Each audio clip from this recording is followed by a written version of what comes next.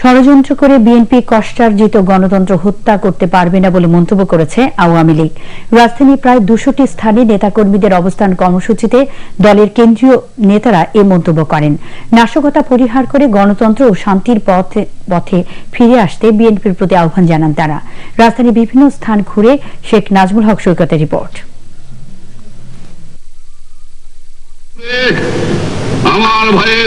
সিদ্ধান্ত ছিল সারা দেশে সংবিধান সুরক্ষা ও গণতন্ত্রের বিজয় দিবস পালন করবে আওয়ামী লীগ। সে অনুযায়ী রাজধানীর অন্তত ১৬টি পয়েন্টে বিজয় মিছিল ও সমাবেশ করারও কথা ছিল তাদের।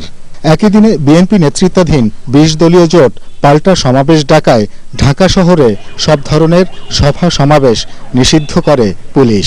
এরই মধ্যে রাজধানীর শতাধিক পয়েন্টে শান্তিপূর্ণ অবস্থান কর্মসূচি পালন করতে দেখা যায় আওয়ামী লীগ নেতাকর্মীদের। এ সময় বঙ্গবন্ধুর ৭ই মার্চের ভাষণ এবং গণজাগরণের বিভিন্ন গান বাজানো হয়। ধানমন্ডিতে আওয়ামী লীগ সভানেত্রীর রাজনৈতিক অফিস, বঙ্গবন্ধু এভিনিউয়ে দলের কেন্দ্রীয় কার্যালয় সহ সবখানেই ছিল কেন্দ্রীয় নেতাদের উপস্থিতি। সতর্ক দৃষ্টি রাখছি আইন শৃঙ্খলার অবনতি কেউ যাতে না ঘটাতে সাহস করে। কোথাও কোনো স্লোগান নেই, কোথাও কোনো মিছিল নেই, কোথাও কোনো সমাবেশ নেই। আজকে দিন ছিল আমাদের হাসি উল্লাস আনন্দের, আর খালেদা জিয়ার ছিল আজকে সন্ত্রাস এবং কান্নার দিন। খালেদা জিয়ার হাতে কিচ্ছু নাই, আম নাই, সালা নাই। এখন যে অবস্থা শুরু হয়েছে তার গাছও চলে যাওয়ার অবস্থা হয়ে গেছে। তো সেই জায়গা থেকে তাকে উঠে তাড়ানোর জন্য নানান কৌশল তিনি শুরু করছেন, তিনি পারবেন না। গণতন্ত্র হত্যার গভীর ষড়যন্ত্রের পথ পরিহার না করলে বিএনপিকে চরম মূল্য দিতে হবে বলে মন্তব্য করেন আওয়ামী লীগ নেতারা।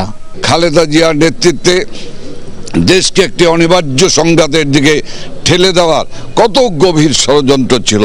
কাজেই আমি বলতে চাই যে এই পথ পরিহার করতে হবে, শান্তির পথে আসতে হবে, সংবিধানের পথে হাঁটতে হবে। সকল আতঙ্ক উপেক্ষা করে আজকে সাধারণ মানুষ আজকে রাস্তায় নেমে এসেছে। আজকে তাদের এই সন্ত্রাসীদেরকে, এই যুদ্ধাপরাধীদের দল এবং এই পাকিস্তানি এজেন্ট এবং দালালদেরকে আর কোথাও খুঁজে পাওয়া যাচ্ছে না। মুক্তিযুদ্ধের চেতনা নিয়ে বাংলাদেশ একটি লক্ষ্য নিয়ে এগিয়ে যাচ্ছে, যে কোনো মূল্যে তা অব্যাহত রাখবেন বলে এসব অবস্থান কর্মসূচি থেকে জানান আওয়ামী লীগ নেতাকর্মীরা।